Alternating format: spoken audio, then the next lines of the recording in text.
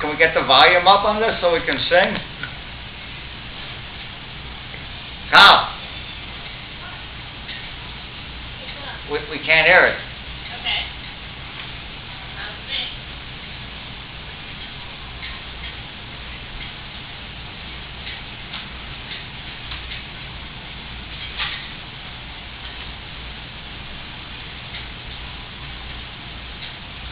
I guess we can't sing. No, it only sounds good if we have that background. Yeah, right. Engine 5. Remember the old engine 11? Oh, yes. Yeah, and 5s and 11s. That's right. Were the same. Yeah. Oh, you got a new picture. Oh yeah. Colleen changed. Do you remember my dad, Ken Rogers? I remember your dad. Yeah. Okay. He was a fireman for about 30 years. Yeah. Yeah, he worked with my dad. He did and rolled back stuff with engine 6 together. A couple years ago. Did you ever know that was a firehouse? I didn't know it until I saw it on your show. You know, I don't know how the horses ever got up there. I don't know either. That's so damn high. It's so damn high. I can't even walk it, let alone do it. Yeah, right? Look at that.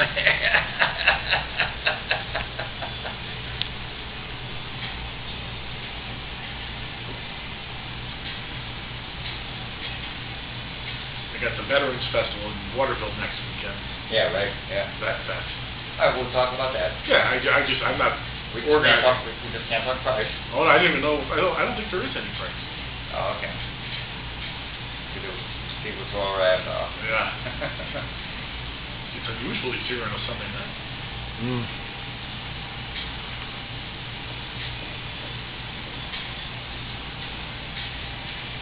That's still down in Stratford. That's not long in Stratford.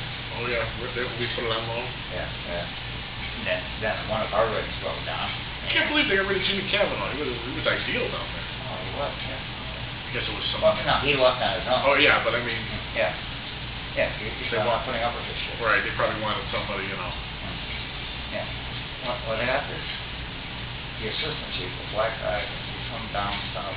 I met him, good guy. He's probably going to be the next chief. Yeah, you're right. There you go. Good evening, and welcome to tonight's edition of Issues and Safety. I'm your host and producer, Joe Fitzpatrick. And look who I have with me. Joe? Mayor Mike Jarjura. My pleasure. I know. Twice in, 2 months? 2 months, yeah, right. Okay, okay. You've been the mayor for 10 years. Yes. Yeah, I'm in my 5th term. And you know what? You pulled off a lot of stuff. Yeah. in 10 years. Well, and I think you're going to be able to pull it off again this time. Well, we hope so. I'll tell you, I've been getting a lot of positive feedback. You know, in Waterbury, as you know, because you've been this way all your life, people vote for the individual. They don't vote for the label. Right. Waterburyans have never followed labels. There are certain people, obviously, are staunch Democrats or staunch Republicans, but I think the masses are saying, we want to see what you have to say, what your track record is, and you can get away with that in Waterbury. There's like 3 times as many Democrats as there are Republicans. Yes. So we've had a lot of Republican mayors. Yes, and there is almost... But like I warned you last time, all the Republicans went to jail, so watch out. That's right. Knock on wood here. We don't want to see any more of that happening here in Waterbury, although, and I know we're going to get into it in a minute, we're obviously greatly embarrassed by the Hope Hill cheating scandal now in Waterbury, but... you know, the whole school system, between the maintenance department, between that, you know, the Board of Education and the school system has been the biggest fiasco that Waterbury has ever had. It seems like it's one tragedy after another, one collapse after another. And, right. It's not easy to correct because the Board of Ed, unlike the Board of Aldermen, runs every 4 years. Right. So you only have 3 people out of 10 that are up for election every fourth year. Right. So it's opposite. Right. You don't get a lot of change on the Board of Education as you do on the Board of Aldermen. But what I was trying to say was what you just said. But unregistered voters, unaffiliated voters, are almost... Yeah, you can't see independents, because we do have an independent. Well, the independents are, maybe about 500, maybe more, maybe less. I didn't look at the last registration. But the unaffiliated are over 20,000 now. They are the second largest voting bloc. They belong to no party at all. Right. So that's where, if you work on that constituency, clearly you have an opportunity there. Right, exactly. And that's what has swung us. Like, Hartford, New Haven, Bridgeport. You have no chance. They're all Democrats, and they win all the time. I think Hartford has 30 aldermen, 29 of them are Democrats. And I think Bridgeport has 20 or 40. They have two from, I think it's 20 or 40, and I think 99% are Democrats. You have no chance in those communities. Yeah, I remember one time when they did have a Republican mayor down in Bridgeport, and that was amazing. That was like 20 years ago. It was a long time ago. You and I were both in diapers when that happened. That's right. I can't even remember who the last Republican mayor they had down there. Was that man Denise? Was he there? He was. There was. Was he Republican or? He was Republican. I'm just trying to think if there's anybody after him. I don't think so. Yeah, I don't think so. Yeah, it was like the last one. No. And it's never going to happen. But Waterbury. Okay, and I like the word. You have to have a majority and a minority in Waterbury. Absolutely. It's checks and balances. It is checks and balances, and I think as what people have witnessed over the last 10 years, you can't predict who's voting for what. Joe, if you see some of the voting patterns, there is just no rhyme or reason. Yeah, right. Every issue, I wonder who's going to vote for yes and who's going to vote no. It has really not been any pattern there. Right. Exactly. There's so many things going on. Okay. I don't even want to get into what do you want to talk about? Well, there's a lot of big topics. I know a lot of people are going to be focused in on this tomorrow night, Monday night. The Board of Education is having their meeting to finalize the selection of a new superintendent of schools. It would appear that they have settled in on Dr. Ouellette. I think she's a good candidate. She hails from Manchester. Manchester, right. I have sat in on all the interviews. And you're the tiebreaker if there's... I doubt that there's going to be a tie. Commissioner, the president of the board, Commissioner Hayes, has asked me to chair the meeting because if he sat as chair, he wouldn't be able to enter into the debate. Okay. And he has asked that because he wants to enter into the debate of the matter. So I'll be there to chair the meeting, and there will be public speaking at the beginning of the meeting. And that's the first. And I know how that's going to go. That could be a lengthy process. But I have to tell you, in meeting all the three individuals, they're all qualified. There's no question about they're all qualified. They all have certain qualities that the other ones may not have. I particularly was impressed with the gentleman from Stanford, Dr. Mazzullo. So was I. He had many years' experience, and he was from a city the same size as Waterbury, and so he could relate to Waterbury. And he was into career education. Like we're going to be building a career high school, much like Kinder Tech, and he was very much into promoting that. And I think that's so important. Joe, it's hard to get a good electrician, a good plumber, a good carpenter, and they're getting $40 an hour, maybe more. I don't even know, but. And Waterbury. Yeah. And so this is what we need to focus. Don't get me wrong. Like, I want to embarrass you, like your daughter. She's clearly at the upper echelon. She should go to college. But we have a lot of students who are just not going to make it in college. But we need to find something that they could do with their hands, with their mind, computer technology, LPNs, licensed practical nurses, and there's jobs for all these folks, and we can fill them. You don't need to go to college to make a lot of bucks. What I liked about Dr. Bonner, because I've known Dr. Bonner's parents forever. They've been here. Reverend Harrison Bonner has been the pastor, was the pastor, he retired now, at AME Zion Church forever. The mother, Marjorie, is just just an elegant woman. And I like the fact, as we often talk about, there is that Waterbury connection. Right. No question about it. And I wish there was a residency requirement.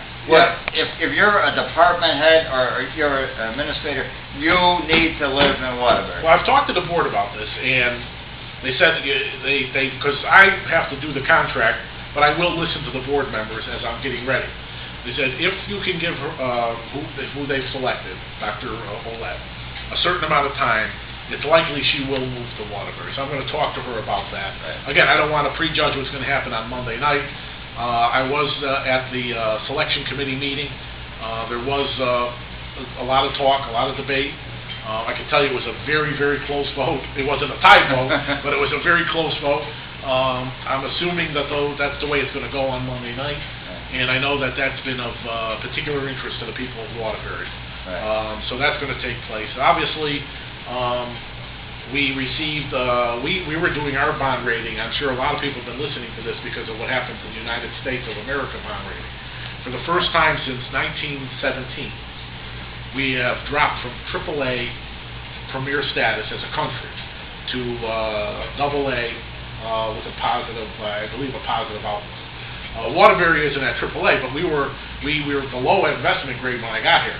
I got us up to the A positive plus, A plus positive outlook, and we not only maintained all of our bond rating, we also maintained the positive outlook. I can tell you that there's a number of municipalities. Some have received a 1 level, some have also received a 2 level downgrade this year because of all the uncertainty with the state budget, with the federal situation.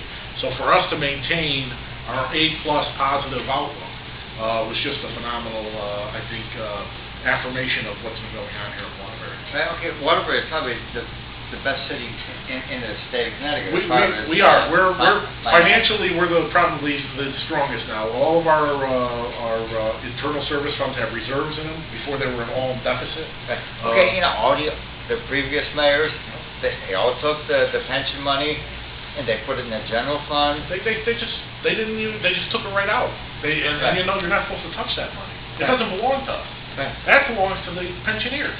Right. Exactly. And their surviving widows. Right. Exactly. And when I got here, my mother's one of them. Yeah, when I got here, there was less than $4 million. There should have been $467 million. $4 million. So today, outside of this week, we were up to almost $425 million in the pension trust fund. Wow. As of June 30th. Wow. So that's a tremendous turnaround. Right. Okay, like you said, 10 years, you had balanced budget. It has not been easy. And everybody's saying, the oversight board came in and did it. I don't want to take away from the oversight board. You were part of the oversight board. But I sat on the oversight board. You were part of the oversight board, so... They've been going for 5 years. Yeah. Right. So, I mean, okay, well, and we can't take away what they did. I agree. They were a necessary, not evil, but a necessary ingredient. The only thing I didn't like about it was they were outsiders. They were all, but they came in, did their job. We got rid of them.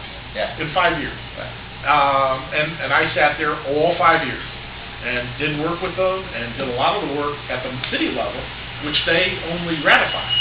And now we've been in charge for the last 5 years, and everything, knock on wood, as I said before, is going well for us right now. Yeah. Of course, the job market has been rough for everybody. I know that. It's rough across the whole country. Yeah, it's getting worse and worse every day. Yeah. And that's our biggest dilemma now. You see it everywhere.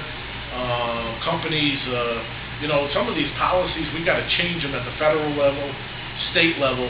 When you've got companies now that are keeping billions of dollars in profit, overseas, because they can't bring it back to this country, that's a big problem. They got to figure that out. Right. I think if they, I know that Washington's in a real, battle mode.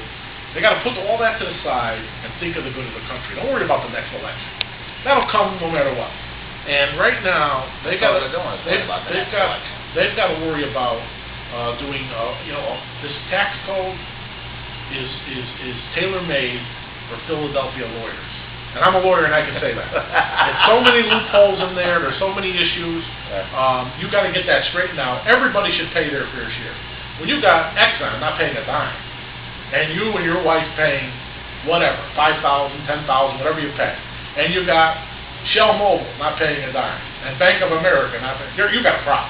That's a problem. Exactly. And I think calls. All right. We got a call. 1 and 2. Oh, okay.